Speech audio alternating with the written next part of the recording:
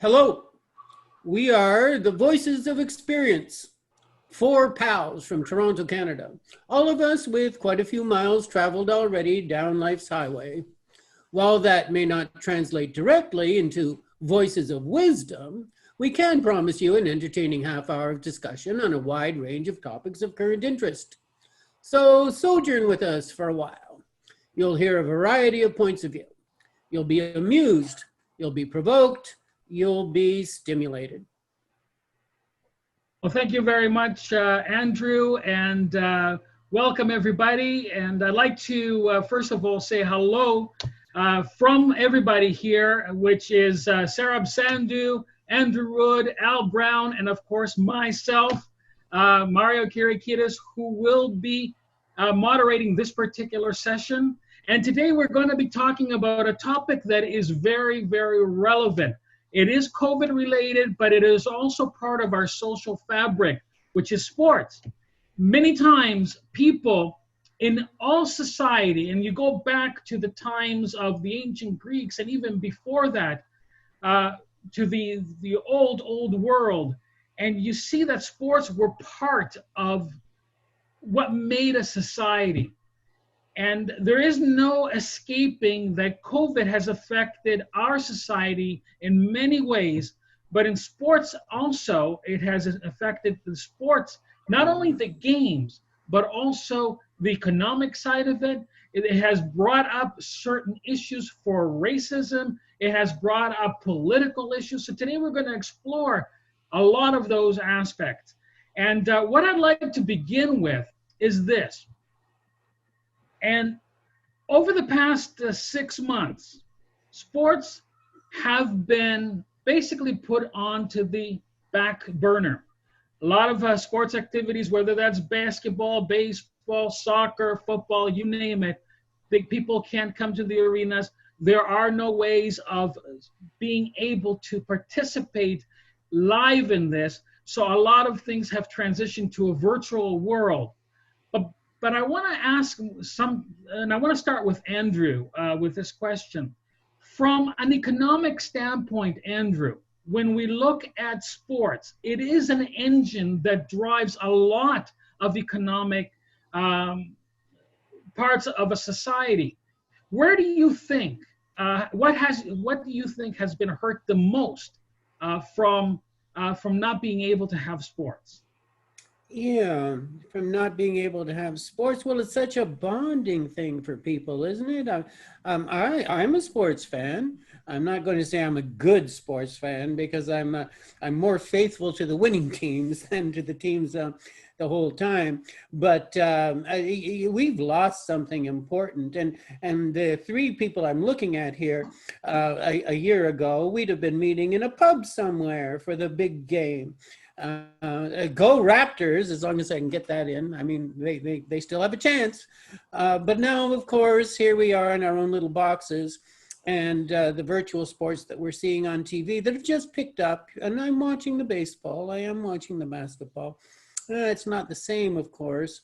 Long term, I mean, gosh, it's going to be very interesting as we're seeing where is this going to go. I don't see how they can keep the financial numbers up. I mean, the hundreds of millions of dollars that these guys are making. I don't see how you can do that without fans in the seats. Mm-hmm. You know, I agree. And I mean, quite honestly, I don't cry for the multi-millionaire baseball players and football players and soccer players. I mean, they've got their nest eggs pretty well taken care of. What I'm kind of really saddened about is the hot dog stand guy that sits outside the arena trying to sell his hot dogs, the restaurants, the bar owners that you mentioned before, the pub people, all that other business that depends on that has been seriously hurt by people staying now at home and watching this. Al Brown, what do you think?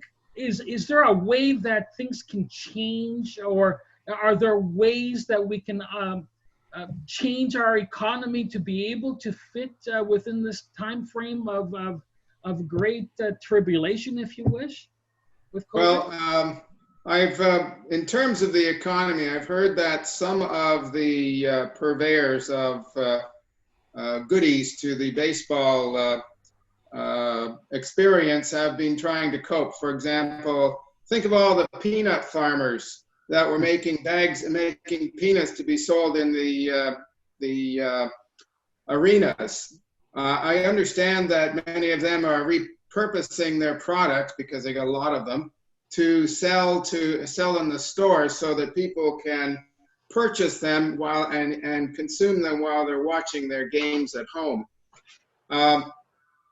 With regards to the other elements of it, I don't think we can get by without getting back to the real thing, the arenas, because there's something about looking at a game on television and seeing a full house, a full stadium in which all the players are going at it. Now, that's more common in Toronto than it is in the American baseball arenas or baseball stadiums, because lots of times I look at those games and during the main season, the seats are largely empty. But there's still something about that. And I look back to the times when I used to go down to Blue Jays games more than a decade ago, and I'd go down there, and on my way, I'd pick up some greasy fries, and a tube steak.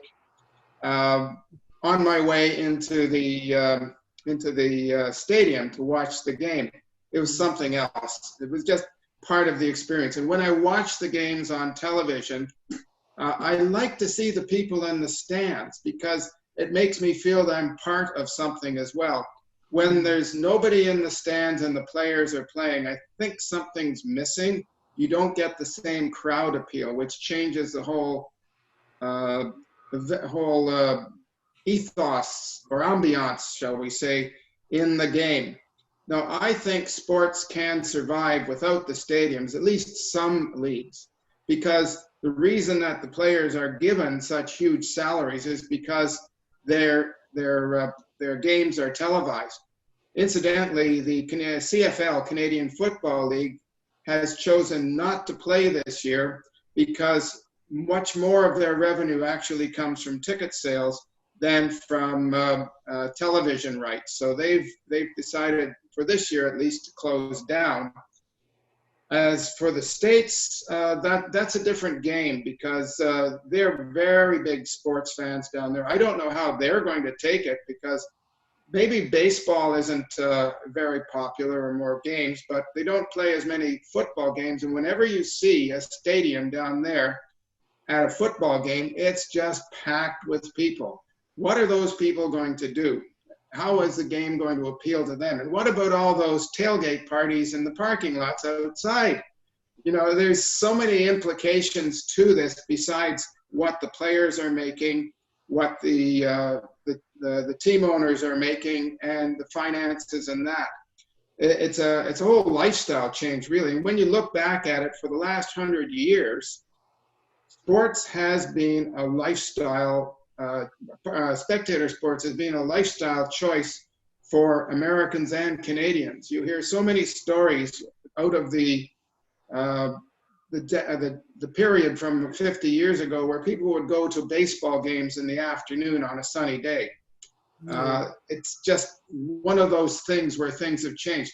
Now, some spectator sports like football and that have always been around. Baseball is relatively new, but the idea of having huge crowds watching the games is quite unique to the 20th and the 21st century. How it's going to work in future is anybody's guess. Maybe, as you say, the players will not get as much money because who's going to watch the games? I mean, is it proved that that people will watch all these games? Will the media be willing to pay these huge contracts for television rights? That's really what drives whether these leagues can maintain their position as it is now. And I agree. It's funny that you're saying this because I was watching a soccer game recently from I think it was from Italy, and one of the things that I saw that was really interesting was, first of all, the fans. Obviously, the stadiums are empty, but now they've got cardboard cutouts put all around the stadium for fans, and not only that, but they're pumping fake sounds into the stadium, where every time there is something happening, like somebody is coming towards the goal, right, and they're trying to do something, all of a sudden you hear the fans, like somebody is actually manipulating the sound system to make it sound and to give the players the encouragement and the audience, I guess, that kind of feel that there are people there. And you see that also in basketball, where we've been watching the Raptors now with virtual screens on the side of the of the court, right? And it's like you're thinking, my goodness, where have we gone? And this is a question that, for Sarah, from a wellness perspective, since you're a wellness guru, from a wellness perspective, Sarah, how do you see the fact that we can't engage in that kind of an environment anymore, affecting us in a social way, in a human way? Well, the fact that when we are playing games, which we mean is watching spectator sports, it is a one-off incident how it took place. Assuming you can imagine this thing happening, it may not be exactly the same, but you can imagine that. You can also imagine eating a hot dog when we didn't get any. But the fact is, you can do all this when you're meditating. You know, I can imagine anything I want. I see a football game, I can see this. But what is it, in the end, what is the benefit of seeing that? You're exciting your senses. You are actually seeing, oh, this guy nearly scored. You affected, but you were not part of it. You just saw that. So you can do the same thing by meditating. For me, I would say, if you imagine these things, it'd be much better than actually doing it. Now, of course, these guys are actually playing there, so there's economic routine there. They are only exciting the visitors. That's why in the stadiums, you don't have anybody there. You have sounds coming out. I was watching football, as you said, and suddenly there's nobody there, but there's so much of sound. And I said, they are doing that what I could do myself. So, frankly speaking, I could sit for hours and I can watch any football team. It is the same advantage I have as you're actually watching a live. If you're actually playing, that's different. If you're involved in doing that, or you're watching your kid, it's different because they are doing it. But other than that, it is just an exercise in imagination, which happens to be realistic at that time, but it could be anything different. And so I would say this is bad economically, and it's bad for the sport. But this is for the spectators. You really shouldn't miss anything. You can imagine anything you want. You created this incredible image of me of people sitting in the lotus position down on grass somewhere in a stadium, just sitting there and imagining the soccer game happening all around them. It's like, you don't go to the stadium, you can be at home and do that. You can do that. That's true too. And all of a sudden, somebody scores, and everybody's hands from the lotus position goes, "Go!" So, but you're absolutely right. There are certain things that we do this for, obviously not only psychological reasons, but it does create a wellness in us. The endorphins, the excitement, the fun, that is all part of it. The ability, we're social creatures. Let's face it. That interaction that we have, whether it is with people that we agree with, in the stands, in the corner of the stands, where everybody's sitting there and cheering and bumping, hitting the drums and doing the claps and all that, or even antagonizing the other team fans, even that has a social interaction that is, if done correctly and done properly, fun, right?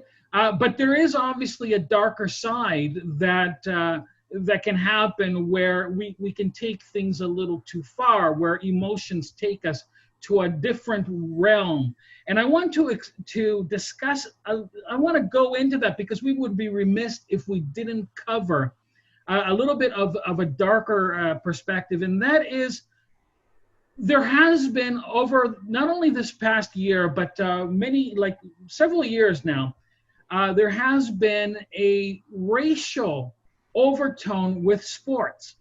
And it's not that sports has racism, but there has been people that have been activists who have been sports figures, like Colin Kaepernick, for example, from the San Francisco 49ers, who took a knee during a football game during the national anthem to protest police brutality and and to support Black Lives Matter.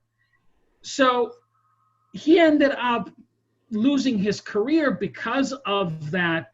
Now that was 4 years ago, but now with what's happened with COVID and all the racial overtones that have happened in the police killings that we've seen, it has become now a mainstream issue. So I want to ask you this: where do sports fit in to change our social consciousness, if you wish? Do they have a place? Do they have a role in doing that? I'd like to ask Al Brown that question.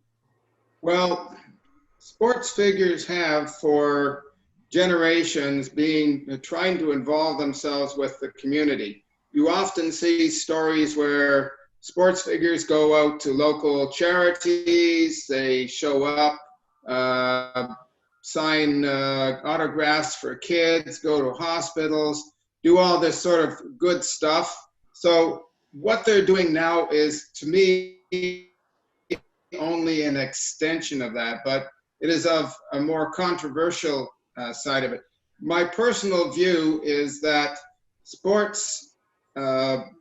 professional sportsmen should probably stay out of that, because the issues that are involved are often too politicized, particularly the ones right now, which part of the reason that I think there's been so much protest because of the police killings has been because of the pandemic. There's a lot of people that are really on edge, and I don't know about you, but I think people are more tense, they're more reactive, they're just not, they're feeling more stressed out simply because they can't do the things that they've always wanted to do.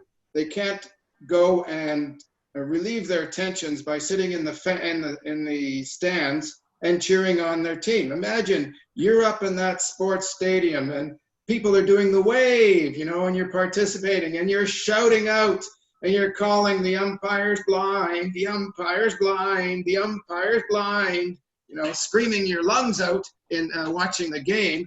That's all stress release, I believe. Anyways, and even though you're not a player, you're out there on the field as if you are.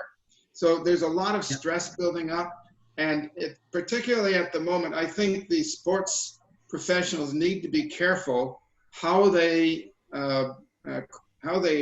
format their protests. Certainly, there's a lot of things that are coming out, glaring problems in our society, which are only now coming up. But it's not just because of these killings. They've been happening for decades, really. It's just that there's more information about them. A lot of these incidents that are happening are being videoed, and what's really inflaming people is when these videos come out and show what's going on. It's just inflaming the situation that shouldn't be. But then, and I think the sports professionals can be ambassadors for improving all on this. Simply protesting things by raising a fist in the sky or taking a knee, yeah, that's great. But what more can they do, say, just in the backgrounds and trying to improve the situation? That, I think, is more important for what they do. Certainly, if they want to show themselves off, great, but do something more than that. Go out there and be ambassadors for peace and reconciliation. Absolutely, absolutely, yeah. Andrew, what do you think? Yeah, well, I was going to disagree with something that I heard from Al. He was saying that he didn't think that the sports figures should be engaging in this kind of discussion, and I have the direct opposite point of view. I think that they have a privileged position in society, number one. They're celebrities universally recognized by just about everyone. And also, let's not forget that these most of these people are themselves racialized. They are Black men off the court, and we've seen a number of instances. For example, a very famous one with Masai Ujiri last year. At the moment that the Raptors won their NBA championship, he was shoved and shoved violently more than once by a security guard, a policeman who was keeping him off the court, not because he shouldn't have been there, but because he made a prejudgment as a Black man. And I think the challenge is for them is to make it meaningful, as Al was saying at the end of his talk there. I think they can go farther with it. And I know they are. LeBron James has a tremendous amount of power just in his personality and who he is. And I know for a fact, because I've been reading about it, that there are a number of initiatives that these people are taking on in terms of registering voters, getting the vote out, spreading the message that it's important. So I think there's every opportunity to make it very meaningful. I think I have to object with regards to what Andrew said about that incident last year. I think it was blown way out of proportion. I don't know why that security guard did what he did, but I think he should have left his brain at home when he went to work or something like this, because the guy, he's the manager of the team. I mean, he's as tall as the players. He deserved to be there. One has to imagine, why would he do something like that just for without really knowing it? I mean, there was no explanation from his part as to why he did it. And I got a feeling that it was just plain stupidity, and things like that shouldn't get blown out of proportion. Sarah, what do you think? Yeah, I want to say with what we are talking in that perspective, actually all sports, spectator sports, are nothing but manifestation of war. In the olden days, we had war, we used to fight with each other. Now, this is like fighting a war without shedding bloodshed. But the emotions are still the same. The people who are actually fighting for the ball have the same emotion when you're fighting for each other. And of course, this carries on, like when Ujiri was stopped, it's the same emotion carrying on. There are two parties, there are polarization of emotions, and then something happens. So this is just the after effects of emotions. But this spectator sport is nothing but is a pseudo war which is taking place without bloodshed. That's what I'm saying. You know, let me just say something here, because what he brought up was my ancient ancestors, and I'm going to pull out the fact that I'm Greek right now. During the Olympic Games, we used to suspend war. Right? When you had Athens versus Sparta fighting each other, and the time came for the Olympics, they stopped fighting. They went out there in the arenas and they were throwing the discus and they were throwing the javelin and they were racing each other. Okay, they were wearing fig leaves, or so we think they were, but it doesn't matter. They were actually doing and participating. And I kind of wish that humanity could progress to a way that, yeah, if that analogy is how we resolve our conflicts and get our aggression out, what a beautiful way to finish things off, and get that aggression out from each other. But I got to say something what Al was talking about, and Al touched on a trigger that is very important, and that is that sports is a social valve. Right? And many times when we do come to a situation like we have right now with COVID, where we have been cooped in, there is a way that sports allows that pressure to kind of filter out. But with COVID, we didn't have that ability to go and do that. So we do see many times that you need some kind of release to happen, so that we don't have the riots and all the stuff that the bad stuff that comes from it. With regard to the shoving, he was credentialed, and he showed his credentials as he was coming in, and he was shoved regardless of that. That's right. So whether it was emotional fervor from the security guard, whether it was stupidity from him, I don't know. Nobody was inside his head to be able to tell. But the fact that I think that he was black also must have played a role in it. We can't discard that. Yes, Andrew. Well, first of all, Ujiri is not the manager of the Toronto Raptors. He's their president. He's their CEO. He's on the top of the organization. And there is one reason why he was shoved in the way he was, trying to come onto the court in spite of his credentials. And it's because he's a black man. And that's the reason. And there's no other one. I don't think so. The whole arena was full of black people or black men as tall as him. Right. So, he didn't have a uniform on. If he had had a uniform on, he would not have been stopped. And no, he was coming But he had on a the suit. court from the stands. And of course, they don't want people coming onto the court from the stands because then it's a mob. But he is not part of a mob. He's the president of the basketball club, for heaven's sake. Yeah, Sarah, you were going to say I something? was just saying, is it possible that there were a lot of people trying to go through and he was shoving everybody and he also happened to be one of them? That's Nah. a possibility also. No? No. well, look, Anyway, there's a lot of time. Mario, when these Olympic Games, they were done by only men, right? They were done by only men, yes. And they were always naked. Yes. And females were not allowed. I mean, Well, females were allowed as spectators. They weren't playing. yeah. So you can derive whatever Zen Buddhist thing you want out of that one. I think the Greeks that were in these games wanted to be assured that their opponents didn't have any weapons on them. And quite honestly, that was part of the reasoning behind it, was that that they didn't want to. They were basically there to do it, and the only decoration that they wore after they won was the crown of the olive branch crown that they would be given by a female, by the way, beautifully dressed. So Greeks, unfortunately, we've lost that. When they talk about the golden age of civilization, if you go back to 2,000-3,000 years ago, I think people had it better in many ways from a way of dealing with each other than we do now.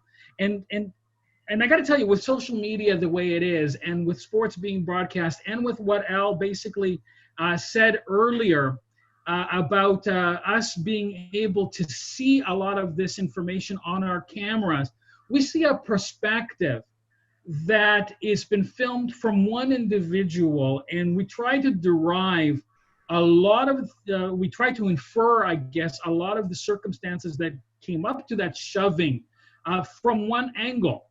But yet we have seen that if you look at it from a whole different angle, the whole reality could be extremely different. So I'm wondering, as a final question for you all, because I think we're coming close to the end of our time, let me ask you this. Where do you see sports coming into a year from now? Do you think we're going to be able to get back into the arenas, get back to playing? When do you think realistically we'll be able to enjoy that? Yes, Sarah. Yeah, before anybody else starts, I want to say, assuming nowadays with when they have these pictures which are automated, they're not actual human beings. Suppose you have all these people playing a game on the screen and you watch it.